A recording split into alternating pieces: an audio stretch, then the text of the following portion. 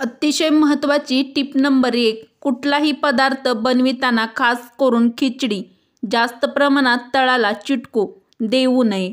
असे जळालेले पदार्थ खाल्ल्यामुळे कॅन्सर देखील होऊ शकतो. म्हणून घरातल्या गृहिणीनेच कुठलाही पदार्थ चिटकू दिला नाही तर कोणीही हा पदार्थ खाणार नाही आणि अशा प्रकारे आपणाला आपल्या घरच्यांचे आरोग्य आपण व्यवस्थित ठेवू शकतो. तर प्रत्येक गृहिणीने स्वयंपाकघरात स्वयंपाक बनवताना ही टीप नक्की लक्षात ठेवा व आपल्या चॅनलला लाईक व प्रत्येक मैत्रिणीपर्यंत ही टीप शेअर करा.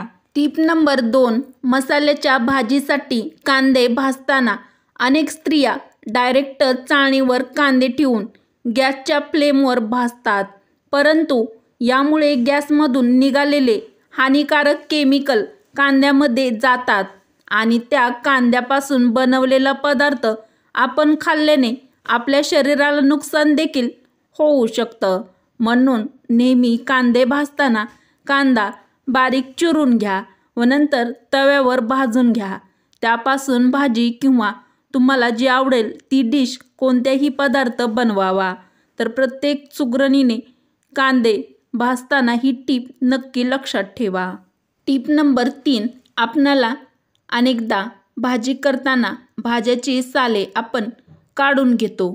तर ही साले इतकी जाड काढतो की यामुळे बरेचशी भाजी देखील वाया जाते. भाजीच्या सालामध्ये भरपूर प्रमाणात पोषक घटक असतात आणि अशा प्रकारे साल काढल्यामुळे भाजीचे पोषण मूल्य कमी होते.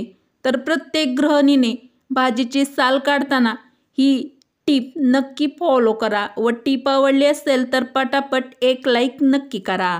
टीप नंबर 4, तळलेले कोणतेही पदार्थ प्रमाणापेक्षा जास्त खाल्ल्यास आरोग्याच्या अनेक समस्या वाढतात. परंतु काही पदार्थ तळावेच लागतात. अशा वेळेस डीप फ्राय करण्यापेक्षा तो पदार्थ शॅलो फ्राय करा. त्यामुळे तळलेले पदार्थ खाण्याचा आनंदही आपल्याला मिळेल आणि जास्त तेल आपल्या पोटामध्ये जाणार देखील नाही. तर प्रत्येक गृहिणीने व प्रत्येक सुगरणीने रोजच्या वापरामध्ये ही टीप नक्की फॉलो करा. टीप नंबर 5, शेव टॅमॅटो भाजी बनवताना त्यात चाट मसाला तसेच आमचूर पावडर घातल्यास शेव टॅमॅटो भाजी खूप जास्त टेस्टी छान होते. टॅमॅटो खूप जास्त आंबट असतील तर पाव चमचा साखर त्यामध्ये घाला. माझ्या प्रत्येक मैत्रिणीच्या कामी येईल अशी खास टीप नंबर 6, घरातील साफसफाई करताना कोपऱ्यात झाडू मारताना झाडूच्या टोकावर थोडेसे रॉकेल किंवा टर्पेटाईन लावावे. यामुळे कोपऱ्यात जाळ्या जळमटे पुन्हा लवकर होत नाही.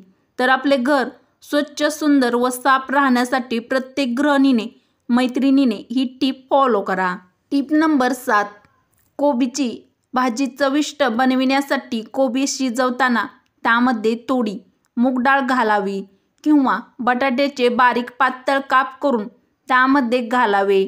यामुळे कोबीची भाजी खूप छान टेस्टी अशी बनते. तर अशी भाजी बनवली तर न खाणारी देखील आवडीने नक्की खातील. टीप नंबर 7, किचनमधील तेलाचे डाग साफ करण्यासाठी लिंबू कापून डाग पडलेल्या जागेवर चोळावे. त्यानंतर त्यावर थोडासा सोडा टाकून त्यामध्ये एका स्वच्छ कापडाने डाग पडलेली जागा स्वच्छ पुसून घ्यावी. यामुळे ज्या ठिकाणी डाग पडले असतील ते डाग निघून जातात. तर प्रत्येक किचनमध्ये जर तेलाचे काही डाग पडले असतील तर प्रत्येक सुगरणीने ही टीप फॉलो करा. टीप नंबर 8, कोथिंबिरीचे पराठे बनवताना कोथिंबीर मिक्सरमध्ये बारीक करून पिठामध्ये मिक्स करून कणिक मळून घ्या. कोथिंबीर बारीक केल्यामुळे पराठे चविष्ट लागतात. माझ्या प्रत्येक मैत्रिणीच्या व प्रत्येक गृहिणीच्या कामी येईल अशी खास टीप नंबर 8, प्रसादाचा शिरा बनवताना जाड रवा वापरावा. यामुळे प्रसादाचा शिरा मोकळा होतो, तो चिकट अजिबात होत नाही. तर प्रसादाचा शिरा बनवताना ही टीप ट्राय करून बघा. माझ्या प्रत्येक मैत्रिणीसाठी खास टीप नंबर 9, छोले किंवा राजमा भाजी करताना आपण लसूण, कांदा, टॅमॅटोची पेस्ट करतो. तर ती पेस्ट तेलात बराच वेळ परततो. त्यात आपला वेळ देखील बराच वाया जातो व आपला गॅस देखील वाया जातो. त्यासाठी कांदा जमेल तितकाच बारीक चिरून घ्यावा. आलं लसूण देखील बारीक किसणीवर किसून घ्यावे. फक्त टॅमॅटो मिक्सरमधून पेस्ट टॅमॅटोची करून घ्यावी. तेलात हे मसाले पटकन परतले जातात आणि टॅमॅटोच्या प्युरीने रस्सा देखील आपला खूप छान घट्ट, दाटसर व चवदार असा होतो. तर छोले राजमा भाजी बनवताना प्रत्येक सुगरणीने ही ट्रिक्स ट्राय करून बघा. Tip number 10. बटाट्याच्या काचऱ्या बनवताना बटाट्याचे काप करून मिठाच्या पाण्यात थोडा वेळ बुडवून ठेवावे. त्यानंतर स्वच्छ धुवून वाळवून काचऱ्या बनवाव्यात. यामुळे बटाट्याच्या काचऱ्या अतिशय चविष्ट अशा लागतात. तर बटाट्याच्या काचऱ्या बनवताना प्रत्येक सुगरणीने ही टीप ट्राय करून बघा. अतिशय महत्त्वाची टीप नंबर 11. लहान मुलांना ओट्स, दलिया, खिचडी असे हलके पदार्थ नाश्त्यामध्ये द्यावे. यामुळे मुलांना अपचन होत नाही आणि त्यांची पचनक्रिया देखील यामुळे चांगली राहते आणि मुले कमी आजारी देखील यामुळे पडतात. तर लहान मुलांसाठी प्रत्येक आईने ही ट्रिक फॉलो करा. अतिशय खास टिप नंबर 12.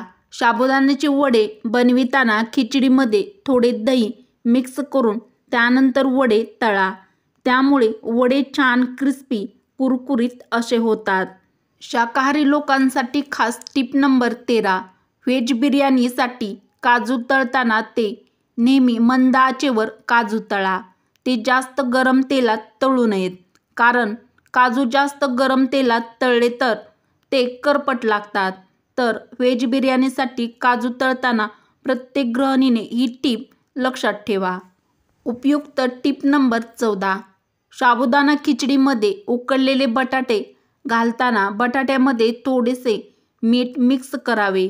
यामुळे खिचडी खाताना बटाटा आळणी लागत नाही. तर साबुदाणा खिचडी बनवताना ही ट्रिक नक्की ट्राय करा.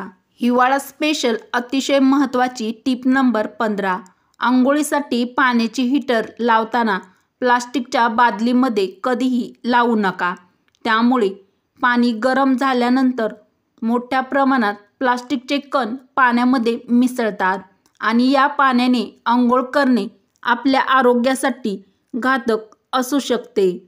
त्यामुळे नेहमी तांब्या, पितळेची किंवा स्टीलच्या भांड्यात हीटर लावावे.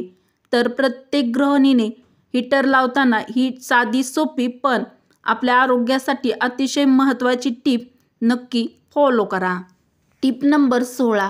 तसेच कधीकधी लाकडाच्या आगीवर शिजवलेले अन्न कधीकधी खावे. यामुळे आपले आरोग्य अधिक चांगले राहते.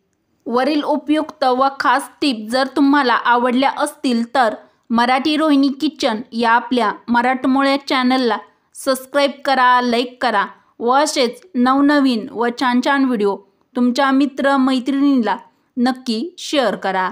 चला तर मग भेटू अशाच पुढच्या एखाद्या छानशा व्हिडिओमध्ये. व्हिडिओ पूर्ण बघितल्याबद्दल तुमचे मनापासून धन्यवाद.